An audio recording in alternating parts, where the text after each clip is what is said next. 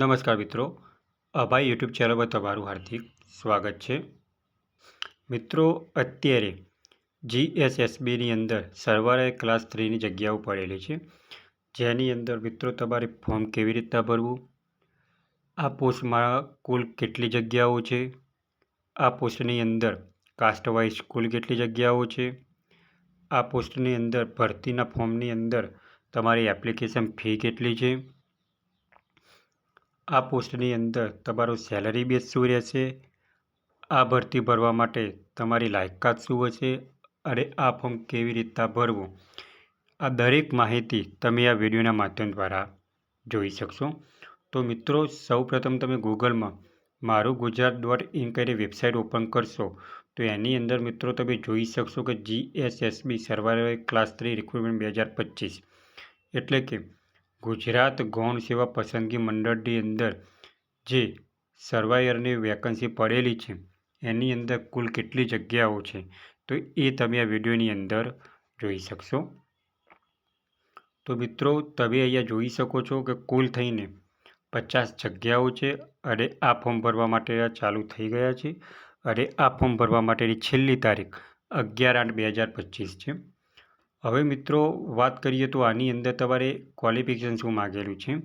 તો આની અંદર ક્વોલિફિકેશન મિત્રો તમે ડિપ્લોમા ઇન સિવિલ એન્જિનિયરિંગ કરેલું હોવું જોઈએ અને તમને બેઝિક કોમ્પ્યુટર નોલેજ આવડતું હોવું જોઈએ. હવે મિત્રો, આ ફોર્મ ભરવા માટેની ઉંમરની વાત કરીએ તો આની અંદર તમારી ઉંમર મિનિમમ 18 વર્ષ હોવી જોઈએ અને મેક્સિમમ 33 વર્ષ હોવી જોઈએ. બાકી બીજી જે અધર કાસ્ટ છે એની અંદર સરકારના નીતિ નિયમ મુજબ 5 વર્ષથી છૂટછાટ આપેલી છે. 5, 10, 20, 15 વર્ષથી છૂટછાટ તમને આપેલી છે. હવે મિત્રો, આ ફોર્મ ભરવા માટેની એપ્લિકેશન ફીની વાત કરીએ તો જે લોકો જનરલ કેટેગરીમાં આવે છે તેવા લોકો માટે 500 રૂપિયા ફી છે. જે લોકો SC, ST, EWS, SCBC અને લેડીઝ છે તેવા માટે 400 રૂપિયા એપ્લિકેશન ફી છે.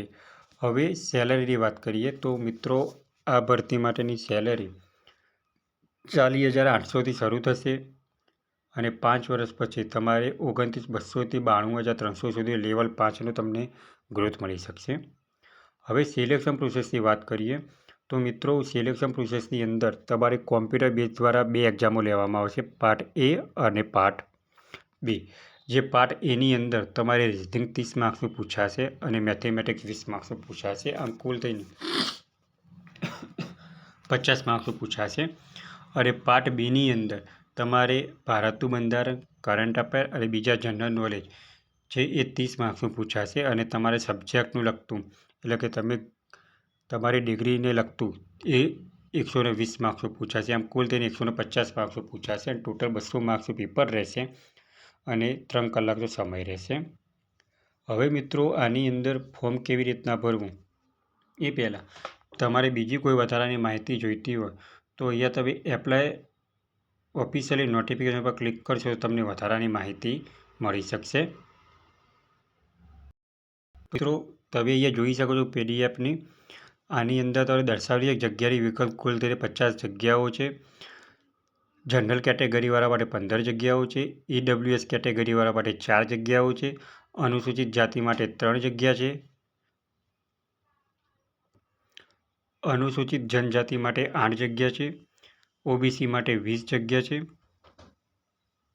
મહિલાની વાત કરીએ તો આમ કુલ થઈને 50 જગ્યાઓ છે. હવે વયમર્યાદાની વાત કરીએ તો આમાં જોઈ શકો છો મિત્રો કે સામાન્ય કેટેગરી મહિલા ઉમેદવાર છે એને 5 વર્ષથી છૂટછાટ આપેલી છે. અનામત કેટેગરીના પુરુષ ઉમેદવારો છે એને 5 વર્ષથી છૂટછાટ આપેલી છે. અહીંયા તમારે લાયકાતની વાત કરીએ તો અહીંયા દર્શાવ્યું છે કે ડિપ્લોમા ઇન સિવિલ એન્જિનિયરિંગ તમે કરેલું હોવું જોઈએ. અને બીજી તમારે કોઈ વધારાની માહિતી જોઈતી હોય તો એ પણ તમે આ PDFના અભ્યાસના માધ્યમ દ્વારા તમને માહિતી મળી શકશે. હવે મિત્રો, એપ્લાય કેવી રીતના કરવું તો એપ્લાય કરવા માટે લિંક તમને વિડીયો ડિસ્ક્રિપ્શનમાં આપેલી છે અને આપણે વિડીયોના માધ્યમ દ્વારા પણ જોઈ શકશો કે ફોર્મ કેવી રીતના ભરવું. અહીંયા તમે એપ્લાય ઉપર ક્લિક કરશો તો આ રીતના વેબ પેજ ઓપન થશે, જેની અંદર તમારે જીએસએસબી ગુજરાત ગૌણ સેવા પસંદગી મંડળ સિલેક્ટ કરવાનું રહેશે. ત્યાર પછી અહીંયા ત્રીજા નંબરની પોસ્ટ છે સર્વાઈવર. GSSB/2020/25/325 અહીંયા તમે એપ્લાય ઉપર ક્લિક કરશો તો આ રીતના એનું વેબ પેજ ઓપન થશે, જેની અંદર તમારે એપ્લાય નાવ ઉપર ક્લિક આપવાનું રહેશે. તમે એપ્લાય નાવ ઉપર ક્લિક આપશો તો આ રીતનું વેબ પેજ ઓપન થશે. જો મિત્રો તમે ઓજસ ઉપર રજિસ્ટ્રેશન કરેલું હોય તો તમારે અહીંયા ઓજસ ઉપર રજિસ્ટ્રેશન નંબર નાખવાનો છે, ત્યારબાદ તમારી બર્થ ડેટ નાખવાની છે અને એપ્લાય વિથ OTR કરી તો તમારું ફોર્મ ખુલી જશે. અને જો તમે ઓજસ ઉપર રજિસ્ટ્રેશન ના કરેલું હોય તો સ્કીપના માધ્યમ દ્વારા પણ તમે ફોર્મ ભરી શકશો. તો તમે સ્કીપ ઉપર ક્લિક કરશો તો આ રીતનું પેજ ઓપન થશે. જે લાલ ડોટ કરેલા છે તમારી ફરજિયાતપણે માહિતી ભરવાની છે. અહીંયા તમારા ટાઇટલ હોય તો મિસ્ટર હોય તો મિસ્ટર અને મિસિસ હોય તો મિસિસ. ત્યાર પછી તમારું સરનેમ એટલે કે તમારી અટક નાખવાની છે. ત્યાર પછી તમારે અહીંયા પોતાનું નામ નાખવાનું છે. એના પછી તમારે અહીંયા ફાધરનું નામ નાખવાનું છે અને એના પછી અહીંયા તમારે મધરનું નામ નાખવાનું છે. એના પછી મિત્રો તમારે જેન્ડર દર્શાવવાનું છે, તમે મેલ હો તો મેલ, ફિમેલ હો તો ફિમેલ. ત્યાર પછી અહીંયા તમારે પોતાની બર્થ ડેટ નાખવાની છે. અહીંયા તમે મેરિયલ સ્ટેટસમાં તમે મેરિડ હો તો મેરિડ, અનમેરિડ હો તો અનમેરિડ દર્શાવવાનું છે. અહીંયા તમારે કેટેગરી દર્શાવવાની છે. જો તમે જનરલ કેટેગરીમાં આવો તો જનરલ કેટેગરીમાં, EWS કેટેગરીમાં આવો તો EWS કેટેગરી, SC કેટેગરીમાં આવતા હો તો SC કેટેગરી દર્શાવવાની છે. OBC કેટેગરીમાં આવતા હોય તો OBC કેટેગરી દર્શાવવાની છે. અહીંયા હું ફોર એક્ઝામ્પલ તરીકે SCBC કેટેગરી સિલેક્ટ કરું છું. તો જેની અંદર અહીંયા તમારે કાસ્ટ સર્ટિફિકેટ નાખવાનું રહેશે. ત્યાર પછી તમારે કાસ્ટ સર્ટિફિકેટની તારીખ નાખવાની રહેશે.